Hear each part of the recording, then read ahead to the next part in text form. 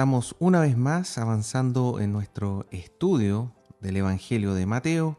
En esta ocasión estamos con el pastor Tadeo Quesada, que también forma parte de nuestra Iglesia Cristiana La Serena. Tadeo. Buenas tardes, queridos hermanos, queridos amigos, los saludo en el nombre del Señor. Nuestro pastor Carlos está con un pequeño problema de salud, así que estoy acá yo procurando o tratando de reemplazarlo en lo que sea posible para poder acompañar a nuestro hermano Andrés en el estudio de hoy. Sí, muchas gracias, Tadeo. Bueno, en el día de hoy vamos a leer el Evangelio de Mateo, capítulo 28, versículos 1 al 7. Ya entramos al último capítulo del Evangelio de Mateo y vamos a partir con los versículos 1 al 7. Bueno, procedo a leer Mateo capítulo 28, empezando por el versículo 1. Dice así la palabra de Dios. Pasado el día de reposo, al amanecer del primer día de la semana, vinieron María Magdalena y la otra María a ver el sepulcro. Y hubo un gran terremoto, porque un ángel del Señor descendió del cielo y llegando removió la piedra y se sentó sobre ella. Su aspecto era como un relámpago y su vestido blanco como la nieve. Y de miedo de él los guardias temblaron y se quedaron como muertos. Mas el ángel respondió, dijo a las mujeres, no temáis vosotras, porque yo sé que buscáis a Jesús, el que fue crucificado.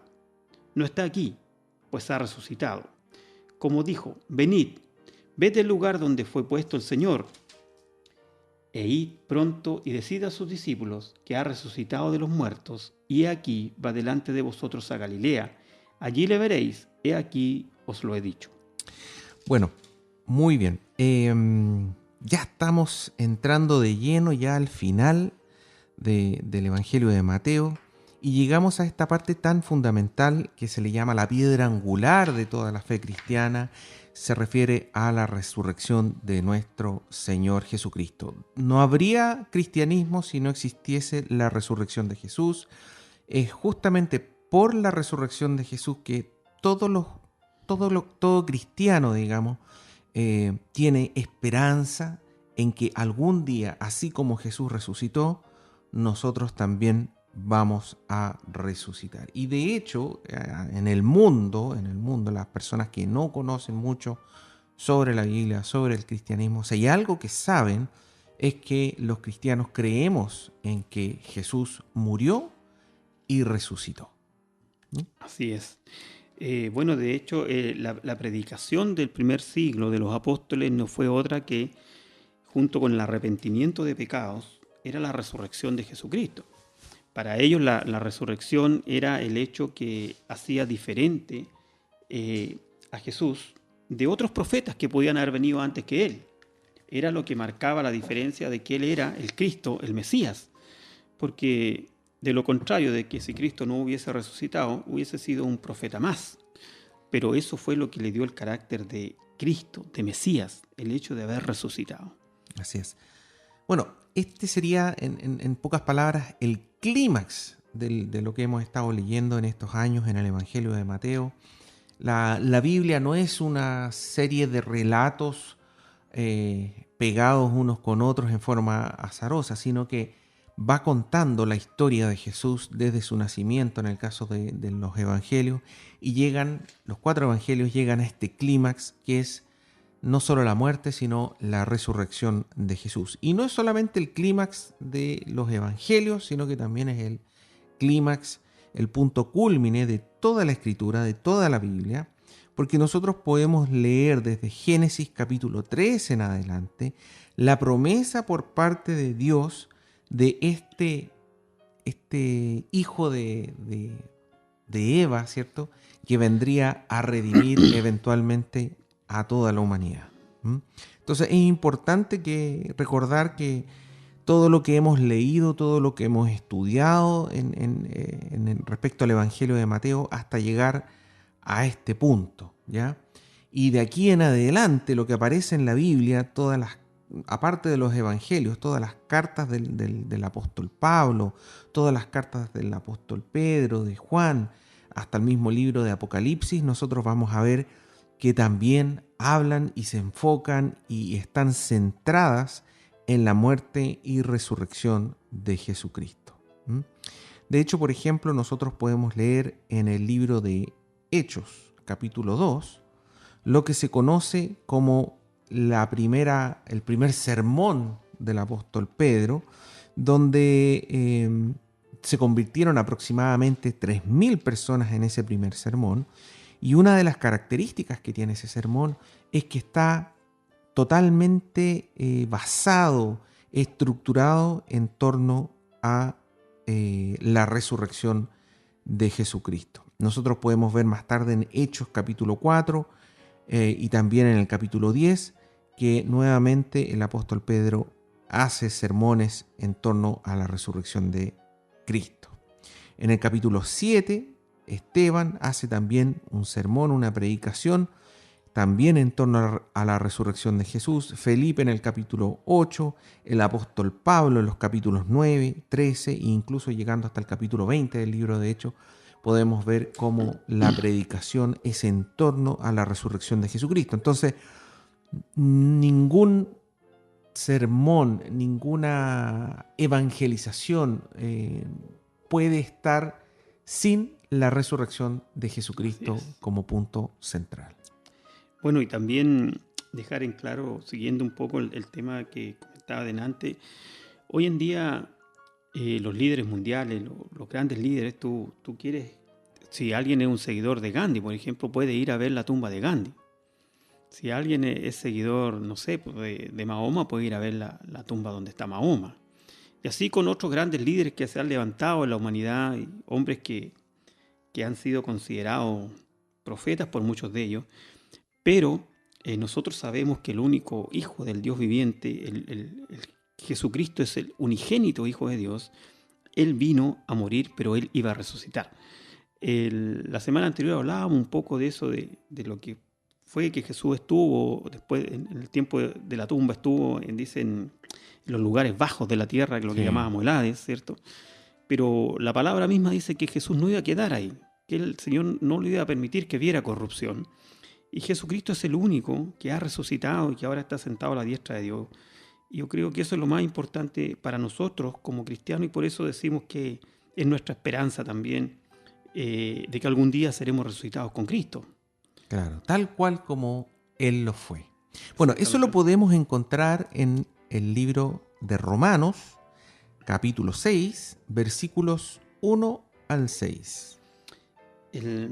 Romanos, capítulo 6, versículos 1 al 6, donde nuevamente el apóstol Pablo está predicando a los hermanos que estaban en Roma, ¿cierto? Y les habla sobre esta esperanza de gloria. Sí, Andrés, antes me gustaría tocar un pasaje que quizás para redondear la idea anterior, que está en 1 Corintios, ¿ya? ¿Ya? 1 Corintios 15, que habla un poco de esto. Voy a leer de los versículos 12 al 18, dice así: pero si se predica de Cristo que resucitó de los muertos, ¿cómo dicen algunos entre vosotros que no hay resurrección de muertos?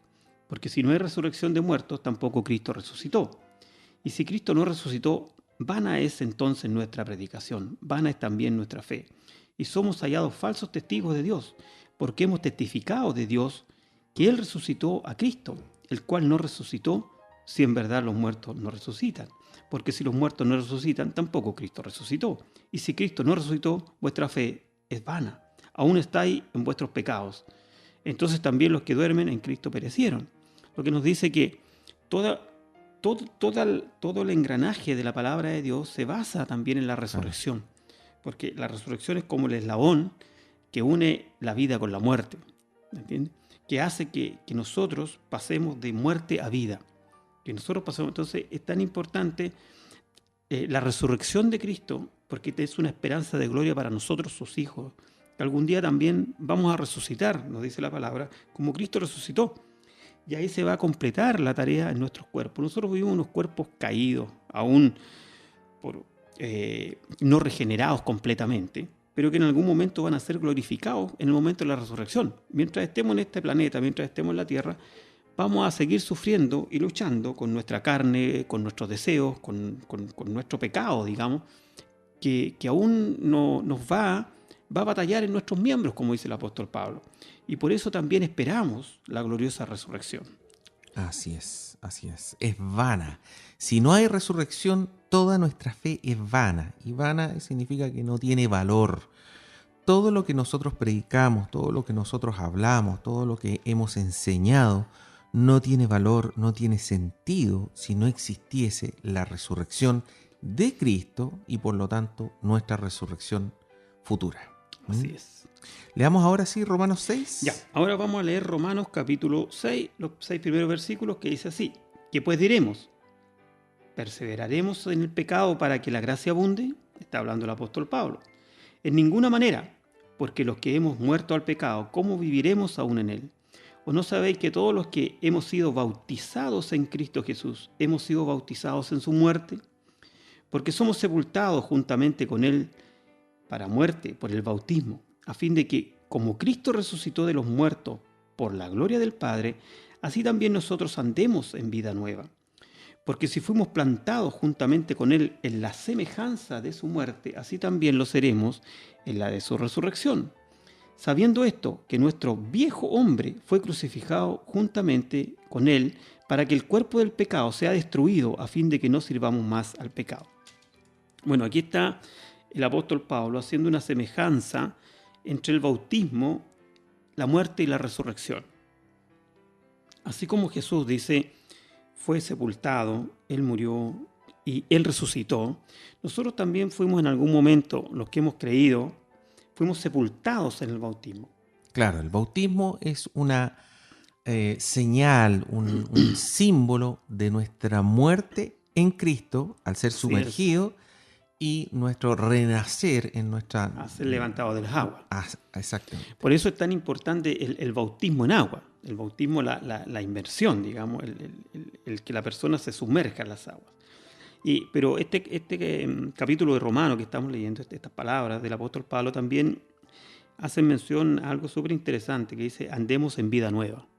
Sí. Que es una aplicación concreta para nuestra vida también, porque nosotros aún no hemos resucitado, como lo hizo el Señor Jesús, pero esta resurrección simbólica del bautismo nos hace andar en vida nueva. Nos hace llamar y trabajar y caminar en la santidad.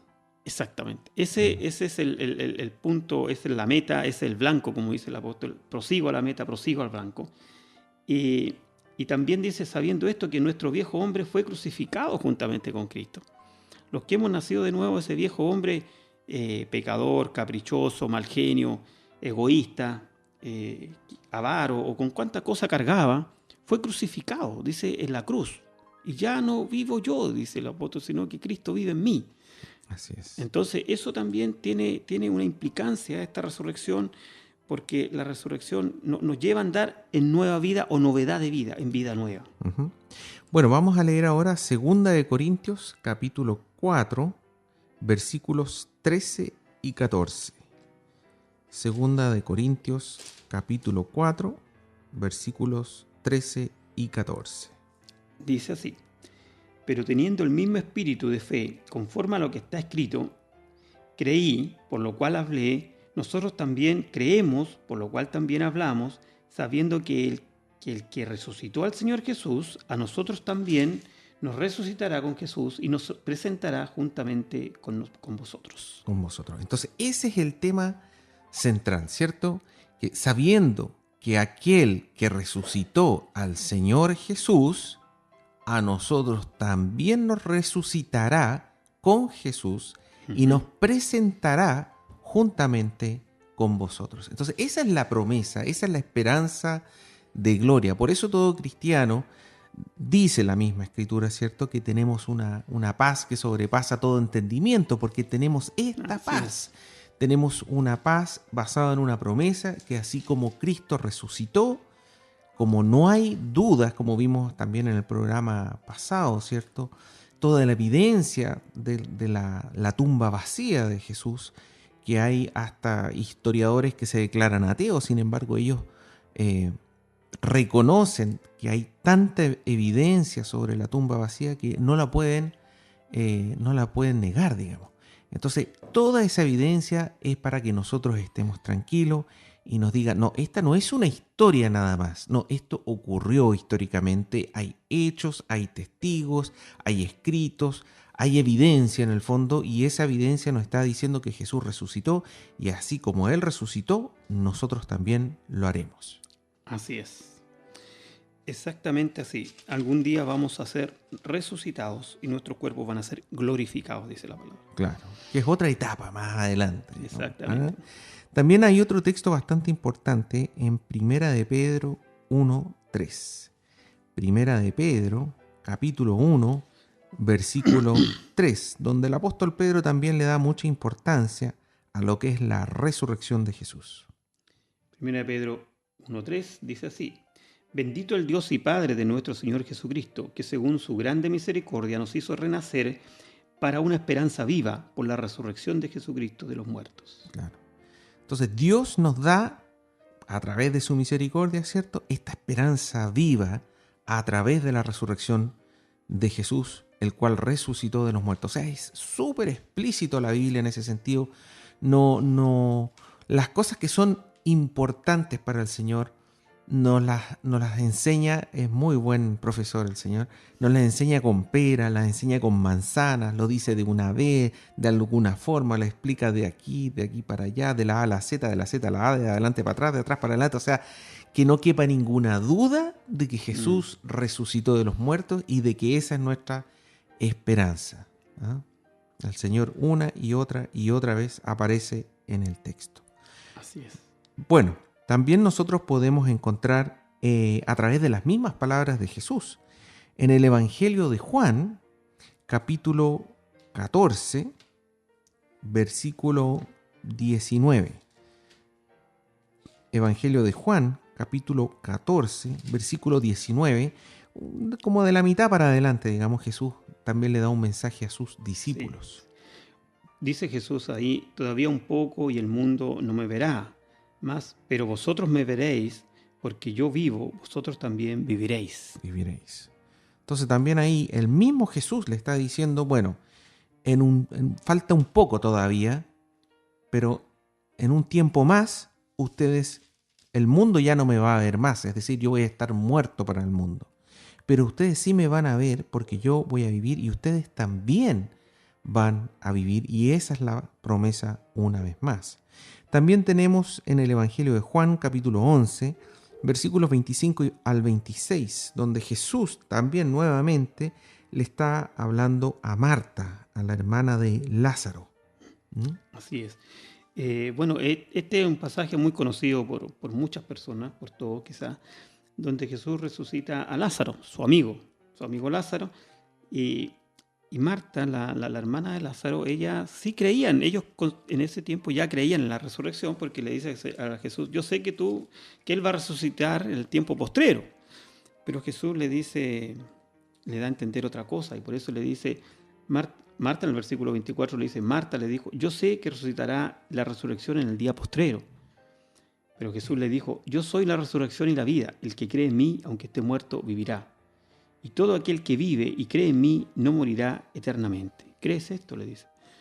Bueno, ella cree y Jesús procede a resucitar a Lázaro. Correcto. Pero ese es el tema, digamos. O sea, todo aquel que vive, si usted hoy en día cree en Jesús, si nosotros vivimos y creemos en Jesús, no vamos a morir eternamente. Esa es su promesa. Es decir, nosotros vamos a morir temporalmente. ¿Por qué? Porque todo ser humano, ¿cierto?, eventualmente va a morir físicamente de alguna forma u otra, ya sea por causas naturales o no, pero va a morir. Pero la promesa de Jesús, ¿cuál es? No va a morir eternamente, o sea, va a morir temporalmente y después va a resucitar para tener de ahí en adelante vida eterna. El día postrero que llamaban ellos. El día postrero. Bueno, entonces entremos ahora, hermano Tadeo, a leer el primer versículo del texto, Mateo capítulo 28, versículo 1. Versículo 1 dice así: Pasado el día de reposo, al amanecer del primer día de la semana, vinieron María Magdalena y la otra María a ver el sepulcro. Claro. Entonces, ¿a qué se refiere con pasado el día de reposo? O sea, ¿qué día de la semana sería en este caso? Era el día sábado para ellos. Pasado el día sábado, o sea, el primer día de la semana, que correspondería al domingo nuestro. Al día domingo, correcto. Y ahí dice, bueno, vinieron María Magdalena y la otra María a ver el sepulcro. ¿Ya? Entonces ahí hay dos cosas importantes. En primer lugar, está hablando de en qué día fue exactamente que fueron a ver a Jesús. En segundo lugar, habla de quiénes serían las personas que participarían. Dice María Magdalena. También menciona la otra María. ¿Quién sería esta otra María? Y en base a lo que tenemos nosotros de los evangelios paralelos, podemos deducir de que se refiere a María, la madre de los apóstoles Santiago y José. También se le conoce como la esposa de Cleofas o Alfeo, o según algunos Tadeo, como tú también, tu nombre, Tadeo Alfeo, ocupa, según lo que tengo entendido, en griego utilizan más o menos las mismas palabras, entonces eran como sobrenombres que existían, digamos. Eran sobrenombres que ellos tenían. Alfeo, Tadeo, Cleofas. Que es la misma María que también estaba junto a María Magdalena, junto a María la Madre de Jesús, ¿cierto? Junto también a Salomé, que es otra mujer que acompañó a Jesús. También estaba yendo al sepulcro, pero lo que nos aparece en textos en paralelo, ¿cierto? Nos habla, digamos, cuáles eran sus intenciones, digamos, ¿ya? Cuáles eran sus intenciones, y como dice ahí, iban a ver el sepulcro, o sea, su intención no era, y esto queda bastante claro al leer, no era que ellos iban a ver a Jesús resucitar. Ellas iban simplemente a ungir al Señor, o sea, es decir, a aplicarle estas especies que... Tarea que quedó pendiente porque no alcanzaron a hacerla después cuando José de Arimatea se llevó el cuerpo. Ellos no alcanzaron a esa tarea, por eso iban ahora a hacer esa parte, digamos. Correcto. Entonces, en Marcos capítulo 16, versículo 1, Marcos capítulo 16, versículo 1, ¿cierto? Nos dice de que también estaba, como les mencionaba antes, Salomé, que es la madre de los apóstoles Juan y el apóstol Santiago, ¿cierto? Es la esposa de Zebedeo, es la madre de los hijos del trueno, que al parecer Jesús le había puesto ese sobrenombre a ellos. Sí. Tenían un carácter un poco fuerte. Así es. Y Lucas, capítulo 24, versículo 10, también menciona a Juana. Se supone que Juana también aparece en Lucas, capítulo 8, versículo 3. Dice que Juana era la esposa de Cusa, intendente de Herodes, y era una de las mujeres que acompañaba y servía a Jesús y al resto de los discípulos. Así es. Quizás también aquí hacer un paréntesis para también elogiar a estas mujeres, digamos, en el sentido de que ellas siempre estuvieron al lado de Jesús, fueron de las que estuvieron en la cruz y ahora estuvieron también en la resurrección.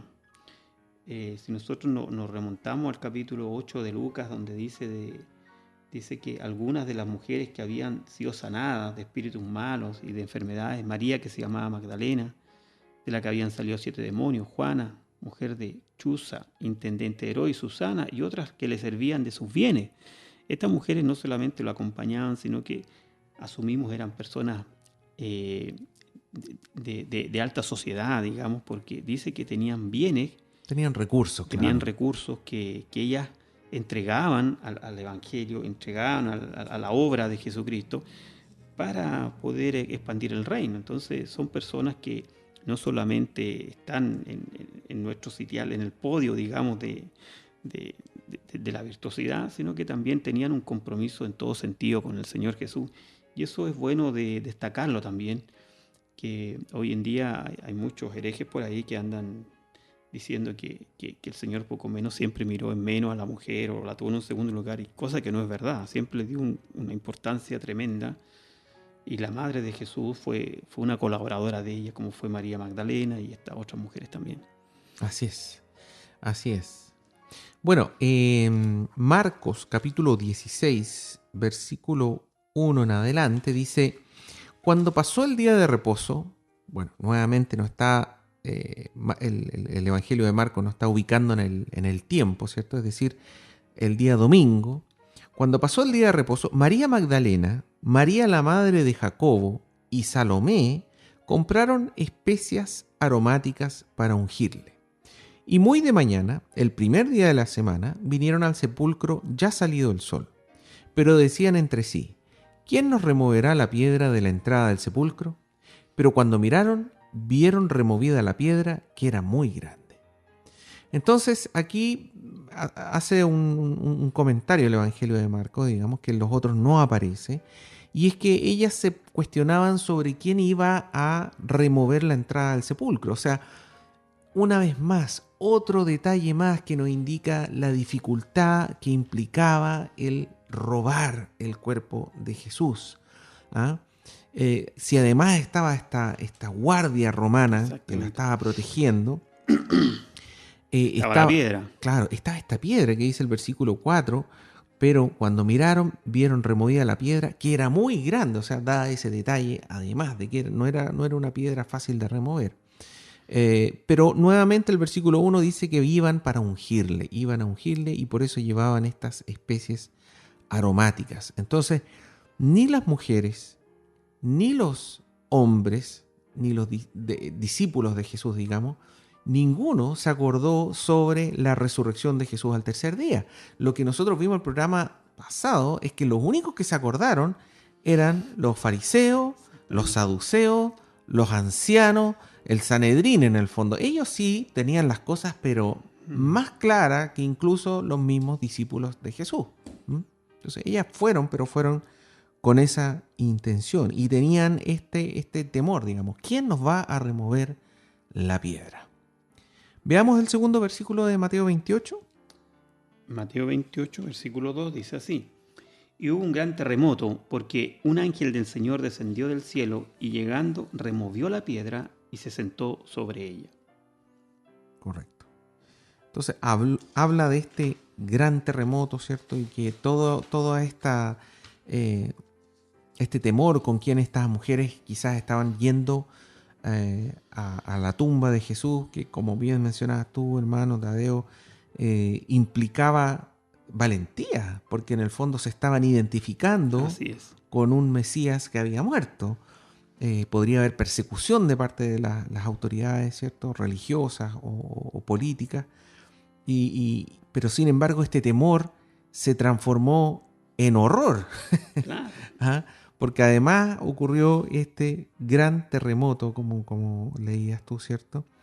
Entonces pasaron inmediatamente ya a otro nivel, terror, y acuérdense que hace pocos días, recién hace unos 2-3 días atrás, había ocurrido otro terremoto cuando Jesús fue crucificado. Y murió, cuando expiró, ¿cierto? Más o menos las 3 de la tarde, dice de que expiró, gritó Jesús, consumado es, y dice que hubo un gran terremoto, que se partieron las piedras, que se abrieron los sepulcros, que salieron los muertos. O sea, fue un tremendo evento de películas de terror, literalmente como de fin del mundo.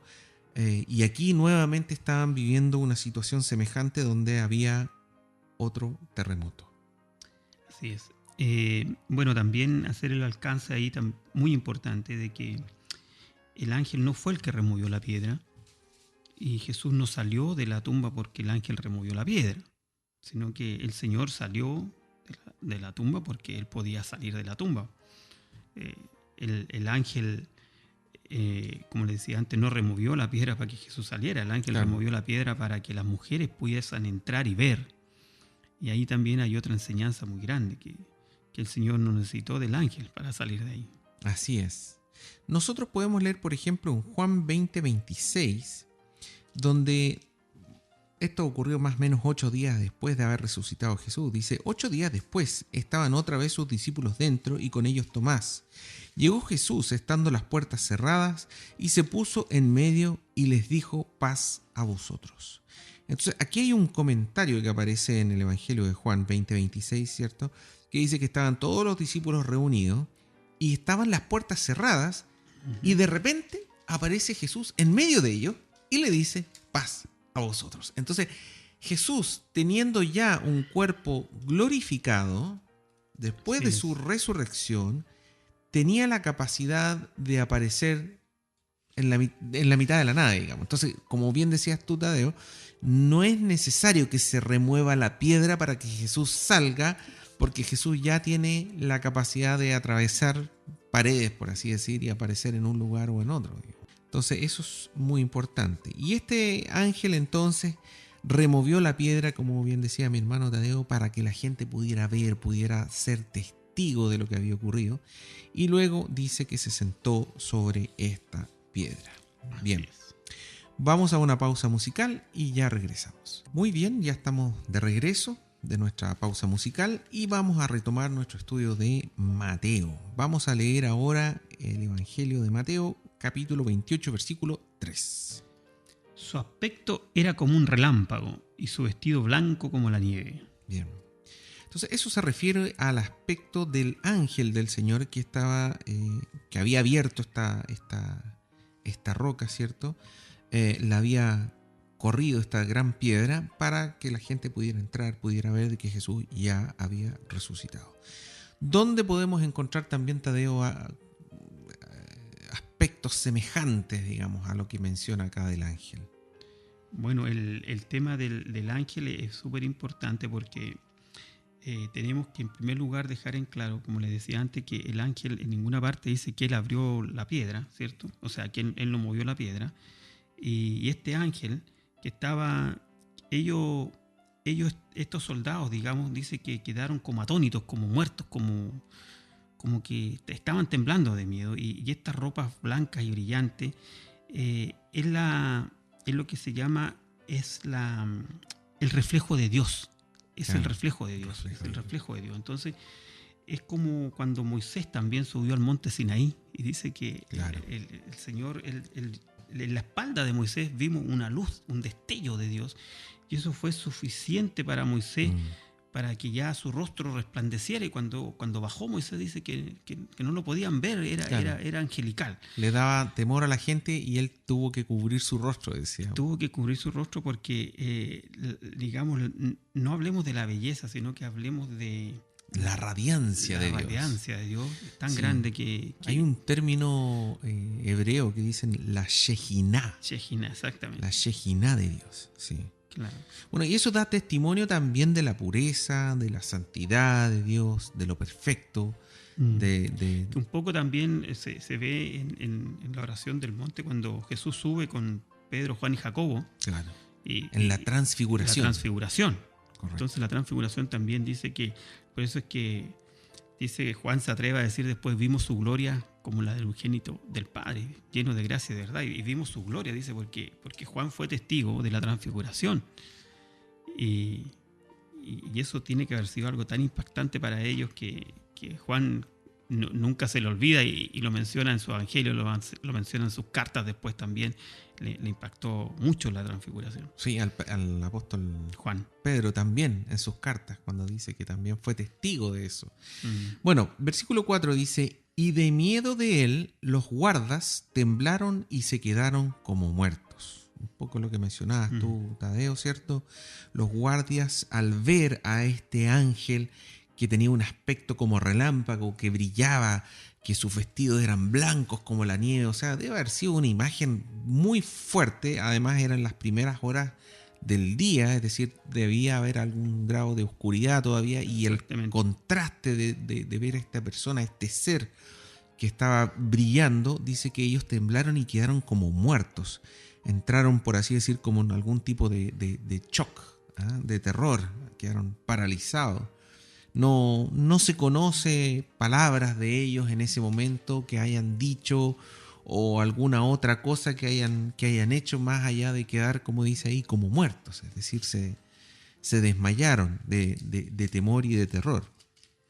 Versículo 5 dice, mas el ángel respondiendo dijo a las mujeres, no temáis vosotras, porque yo sé que buscáis a Jesús, el que fue crucificado.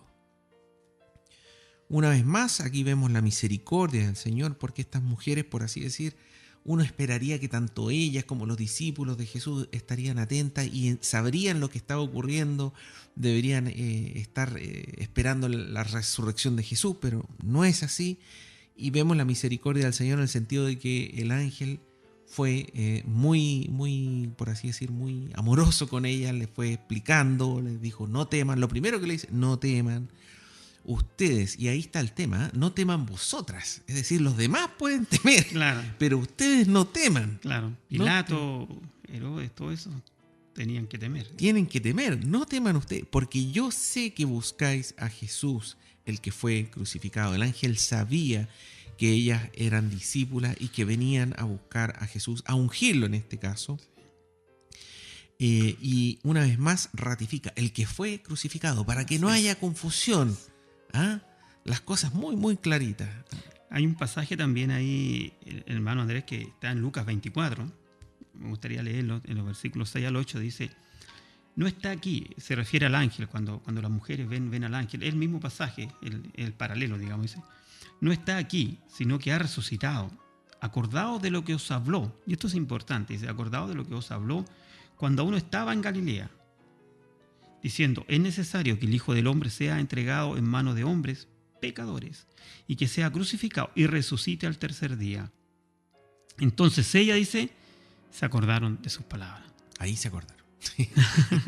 Ahí se Pero acordaron. fue necesario que el ángel les recordase Así las es. palabras de Jesús. Y es increíble porque uno cuando lee el Evangelio de Mateo, como lo hemos hecho con Carlito durante ya estos años, son tantas las ocasiones que Jesús les menciona a los discípulos que va a morir, que es necesario ser apresado, tener un juicio, ser torturado. Es necesario que le hagan todo tipo de barbaridades, digamos, para luego morir y resucitar al tercer día. Es decir, son tantas las ocasiones donde Jesús les dijo a sus discípulos una y otra vez, y sin embargo es casi como si hubiesen tenido un velo los discípulos de no poder entender esas palabras, mientras que los escribas, los fariseos, todo el Sanedrín, ¿cierto? Jesús se los menciona, según la Escritura, una sola vez, que es cuando ellos les piden una señal, y Él les dice que no verán sino la señal de Jonás. De Jonás, exactamente, de Jonás. Y esa es la única ocasión, y a ellos le quedó muy clarito, digamos. Ahora, el que leíste tú recién, Tadeo, es el versículo 6 de Mateo, que dice: no está aquí, pues ha resucitado como dijo. Venid, ved el lugar donde fue puesto el Señor. Bueno, acá hay un tema doctrinal bien importante también que vamos a tocar ahora, que tiene que ver con la resurrección de Jesús. ¿Quién fue, por así decir, quien resucitó a Jesús?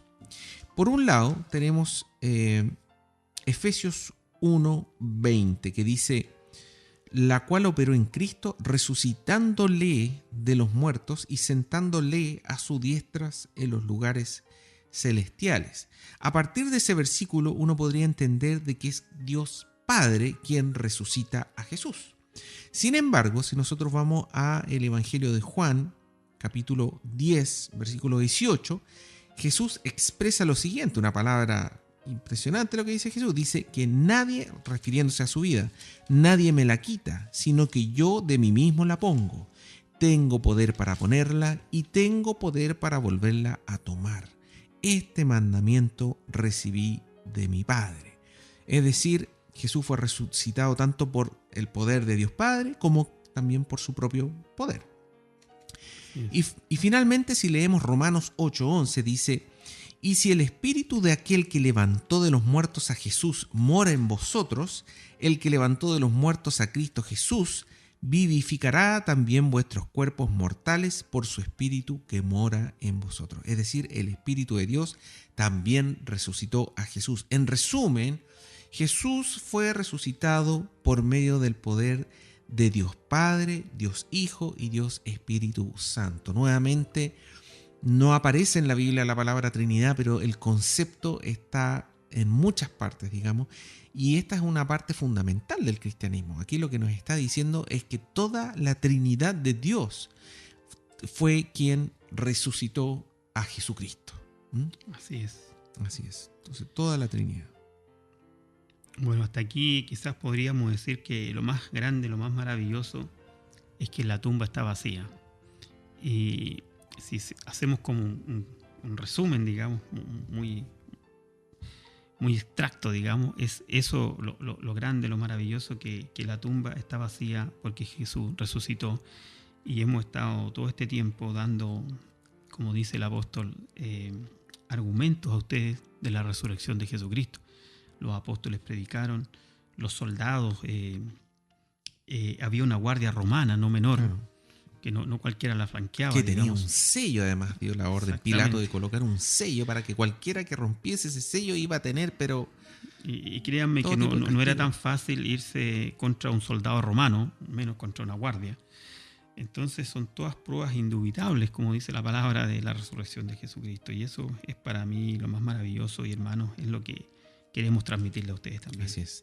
Dios no nos pide fe ciega. Miren lo que le dice acá el ángel. Dice, venid, ved el lugar donde fue puesto el Señor. Es decir, le está diciendo, vean con sus propios ojos.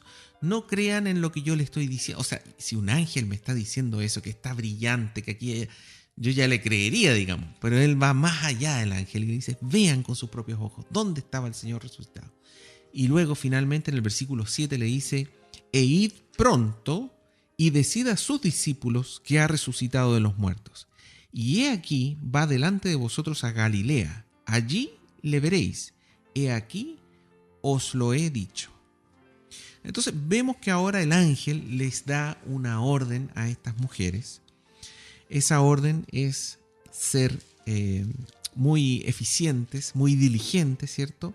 Y rápidamente ir a los discípulos y anunciarles la resurrección de Jesús. Y no solamente eso, sino que va un paso más allá y le dice que él ya va hacia Galilea. Jesús ya va hacia Galilea como él os ha dicho, así que vayan para allá y lo van a ver.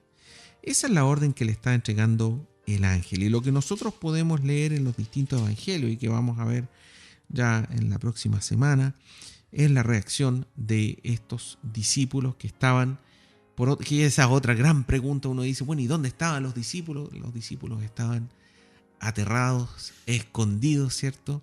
Preocupados porque su Mesías, aquel que se suponía o que ellos asumían de que no iba a morir, murió y que está en el sepulcro. Ellos no entendieron el tema de la resurrección hasta este momento, pero vamos a ver más adelante que sí lo hacen. Y eso es algo también que nos demuestra la verdad de la Biblia.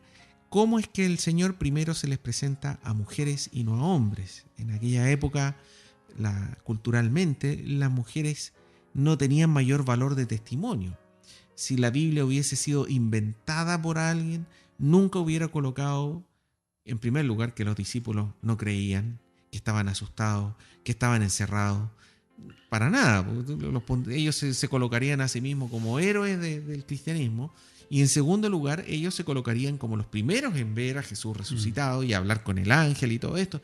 ¿Y qué es lo que nos muestra la Biblia? Todo lo contrario. Habla con las mujeres, que eran las personas, por así decir, según la cultura de segunda categoría.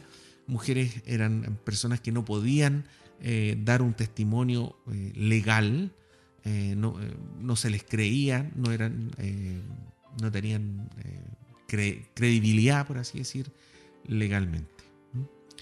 Bueno, en esta parte ya quiero también tocar un pasaje que está paralelo un poco quizás más adelante, pero Mateo no lo toca, que está en el Evangelio de Juan, en el capítulo 20, porque ya el capítulo 21 de Juan relata la resurrección, que es lo que vamos a ver la próxima semana, pero el capítulo 20 de Juan, que es cuando Jesús se llega al lugar donde están los discípulos, en Juan capítulo 20, versículo 28.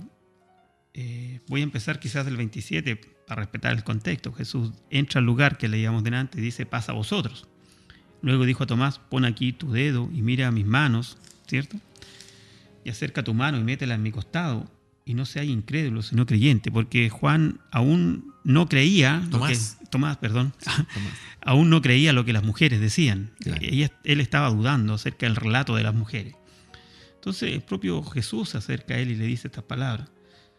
Entonces Tomás, una vez que vio y tocó, dice, Señor mío y Dios mío. Y eso es sumamente importante.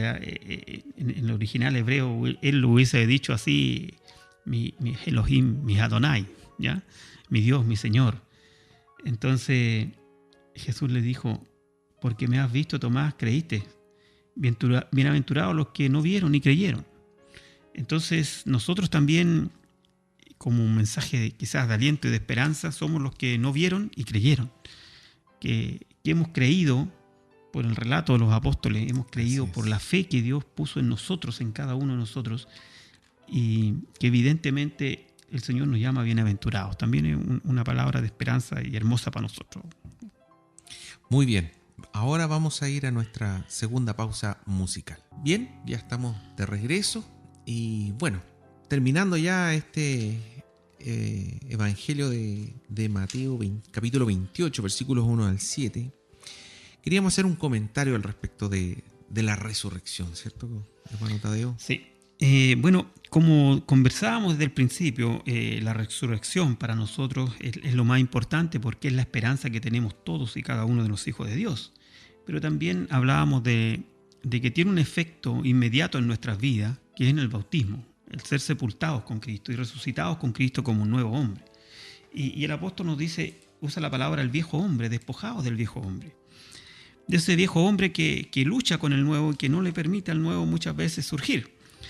Y quiero tomarme de un pasaje del apóstol Pablo que está en la carta a los Efesios, el capítulo 4. Vamos a leer del versículo 22 al 24. Dice así: en cuanto a la pasada manera de vivir, despojaos del viejo hombre, que está viciado conforme a los deseos engañosos, y renovaos en el espíritu de vuestra mente, y vestíos del nuevo hombre, creado según Dios en la justicia y santidad de la verdad. Bueno, aquí usa 3 verbos que me gustaría repetir, que dice despojaos, renovaos y vestíos. No es el tema de hoy ahondar en ellos, pero todos entendemos lo que significa despojarse del viejo hombre, quitarse ese viejo hombre, lo que es renovarse y lo que es vestirse de nuevo hombre. Cuando me llega a mi mente siempre esa parábola hermosa que nunca la puedo olvidar, que es del hijo pródigo. Y el padre dice que le pone ropas nuevas a su hijo cuando llega, después de que el hijo dijo, he pecado contra el cielo y contra ti, iré a la casa de mi padre. Y llega a la casa del padre y el padre dice que le pone vestidos nuevos. Es muy hermoso eso, esa enseñanza de esa parábola. Y hay mucha doctrina en ello de que todo hijo de Dios es revestido de nuevo por su padre. Por eso es tan importante nunca creer que este hombre nuevo no es un hombre es un hombre regenerado totalmente. Claro. A diferencia del viejo hombre, no está parchado. No es un hombre, claro, no es mejorado, por decirlo así, tiene una naturaleza divina. Completamente nueva. Completamente nueva. No es un viejo hombre así como medio enchulado, por usar un término coloquial, digamos. Con algunas partes nuevas. Claro, es totalmente nuevo. En las aguas del bautismo fuimos totalmente regenerados, fuimos despojados, renovados y vestidos con ropas nuevas que nos dio nuestro Padre Celestial. Así es. Bueno, y recordar una vez más lo que leímos en el Evangelio de Juan, capítulo 11, versículo 26, una promesa maravillosa que hace Jesús y la hace en base a su resurrección. Dice, y todo aquel que vive y cree en mí no morirá eternamente. Esa es la promesa principal, ese es el pilar, es la piedra angular del cristianismo, es esta promesa de vida eterna, de una eventual resurrección, porque no vamos a morir eternamente, pero sí vamos a tener vida eterna. Así es. Bien, ya nos despedimos y bueno, les deseamos a todos los que nos escuchan una vez más las mayores bendiciones y esperamos que este programa le haya sido de edificación. Hermano Tadeo. Así es, mis hermanos, para mí una bendición el poder estar nuevamente invitado acá con mi hermano Andrés. Y esperamos una pronta recuperación también de nuestro pastor Carlos para que ya la próxima semana esté con ustedes. Así es. Muchas bendiciones. Muchas bendiciones, hermanos. Nos vamos viendo.